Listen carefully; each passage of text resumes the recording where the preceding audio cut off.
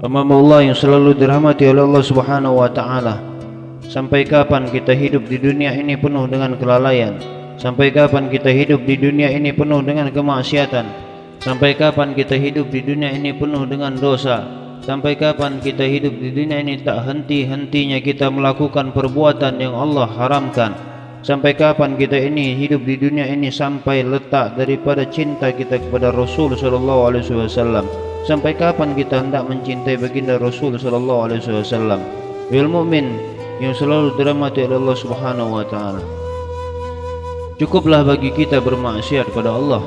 Cukuplah bagi kita telah mendurhakai Allah Subhanahu wa taala. Cukuplah bagi kita telah berbuat dosa yang teramat banyak. Cukuplah bagi kita berbuat maksiat. Cukuplah bagi kita mabok-mabokan. Cukuplah bagi kita berjudi. Cukuplah bagi kita berzina.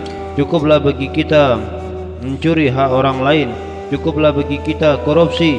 Cukuplah bagi kita semua hal itu ya mukmin. Cukuplah bagi kita untuk menghibah orang. Cukuplah bagi kita untuk memfitnah orang. Cukuplah bagi kita untuk menjadi orang yang sombong. Cukuplah bagi kita untuk menjadi orang yang hasad. Cukuplah bagi kita untuk orang yang sering menyakiti hati orang. Cukuplah ya mukmin, ikutilah Rasulullah sallallahu alaihi wasallam sehingga kita akan menumbuh rasa cinta kita kepada Allah Subhanahu wa taala. Qala Allah ta'ala fil Qur'anil Karim, qul in kuntum tuhibbunallaha fattabi'uni yuhibbukumullahu wa yaghfir lakum dzunubakum wallahu ghafurur rahim. Allah Subhanahu wa taala berfirman, katakanlah duhai Muhammad, bila kamu sekalian benar-benar mencintai Allah, ikutilah aku. Niscaya Allah Subhanahu wa taala akan mencintai dan mengampuni dosa-dosamu. Allah Subhanahu wa taala adalah Zat yang Maha Pengampun lagi Maha Penyayang.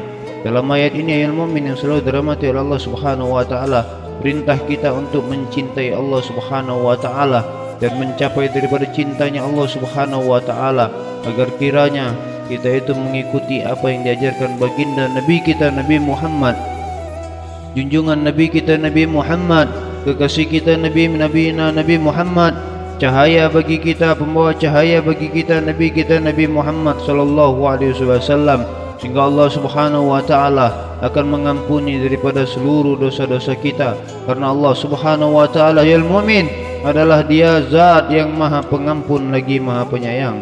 Dalam satu riwayat al mukmin yang selalu dirahmati oleh Allah Subhanahu wa taala, apabila kita telah mencapai daripada cintanya Allah Subhanahu wa taala, kita telah mencintai Allah Subhanahu wa taala, dan akhirnya Allah Subhanahu wa taala mencintai kita karena sebab kita mengikuti apa yang diajarkan baginda Nabi Muhammad, karena sebab kita mengikuti apa yang telah disampaikan oleh baginda Nabi Muhammad, karena sebab kita telah menghidupkan dalam hidup kita suasana dalam kehidupan dengan cara baginda Nabi Muhammad.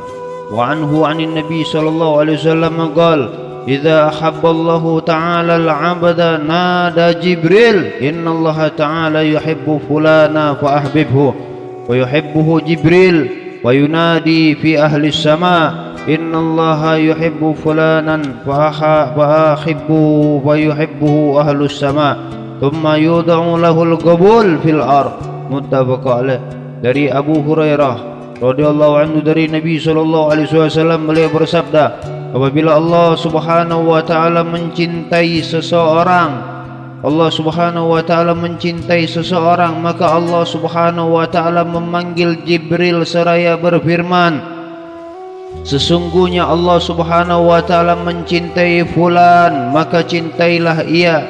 Kemudian Jibril mencintai orang itu dan berkata kepada penghuni langit, sesungguhnya Allah Subhanahu wa taala mencintai fulan, maka cintailah ia. Kemudian penghuni langit mencintai orang itu.